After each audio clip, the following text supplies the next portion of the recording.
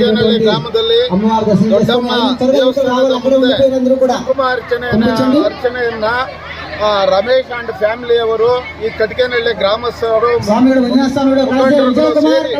ಇವತ್ತು ಸುಮಾರು ಒಂದು 300-400 ಜನ ಮಹಿಳೆಯರು ಈ ಕುಂಕುಮ ಅರ್ಚನೆಯಲ್ಲಿ ದೊಡ್ಡಮ್ಮನ ಪೂಜೆಯಲ್ಲಿ ಭಾಗವಹಿಸಿ ಈ ಕುಂಕುಮ ಅರ್ಚನೆಯನ್ನ ಈ ದೊಡ್ಡಮ್ಮನ ದೇವಸ್ಥಾನದ ಮುಂದೆ ಬಹಳಷ್ಟು ಅದ್ಭುರಿಯಾಗಿ ನಮ್ಮ ಶಾಸಕರಾದಂಥ ಸಚಿವರಾದಂಥ ಕೃಷ್ಣ ಬೈರೇಗೌಡರವರ ಧರ್ಮಪತ್ನಿಯಾದ ಮೀನಾಕ್ಷಿ ಮೇಡಮ್ ಅವರು ಸಹ ಈ ಒಂದು ಕಾರ್ಯಕ್ರಮದಲ್ಲಿ ಬಂದು ಭಾಗವಹಿಸಿದ್ದಾರೆ.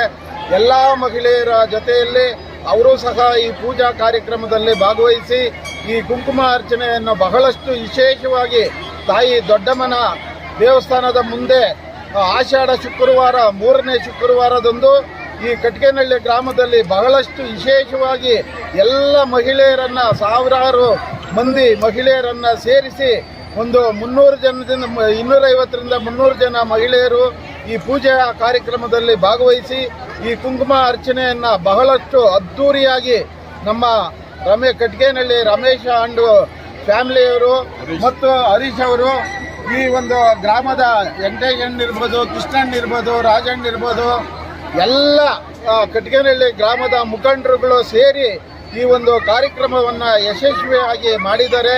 ಆ ತಾಯಿ ದೊಡ್ಡಮ್ಮನ ಆಶೀರ್ವಾದ ಎಲ್ಲರ ಮೇಲೆ ಇರಲಿ.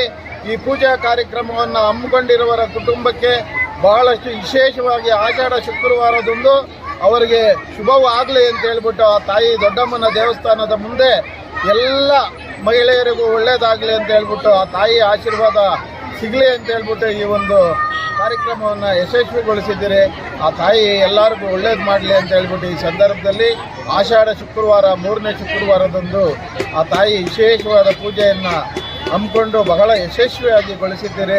ಈ ಕಟಕೇನಹಳ್ಳಿ ಗ್ರಾಮಕ್ಕೂ ಮತ್ತು ಎಲ್ಲ ಅಕ್ಕಪಕ್ಕದ ಗ್ರಾಮಕ್ಕೂ ಎಲ್ಲ ಮಹಿಳೆಯರು ಸೇರಿ ವಿಶೇಷವಾಗಿ ಅದ್ಧೂರಿಯಾಗಿ ಪೂಜೆಯನ್ನು ಸಲ್ಲಿಸಿದ್ದಾರೆ.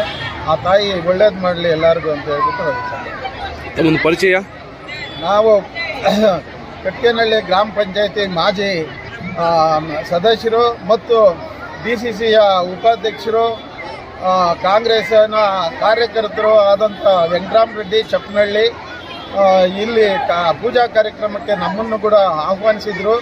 ಬಂದು ಈ ಕಾರ್ಯಕ್ರಮದಲ್ಲಿ ನಾವು ಸೇರಿಕೊಂಡು ತಾಯಿ ಆಶೀರ್ವಾದವನ್ನು ಪಡ್ಕೊಂಡಿದ್ದೀವಿ. ಧನ್ಯವಾದ.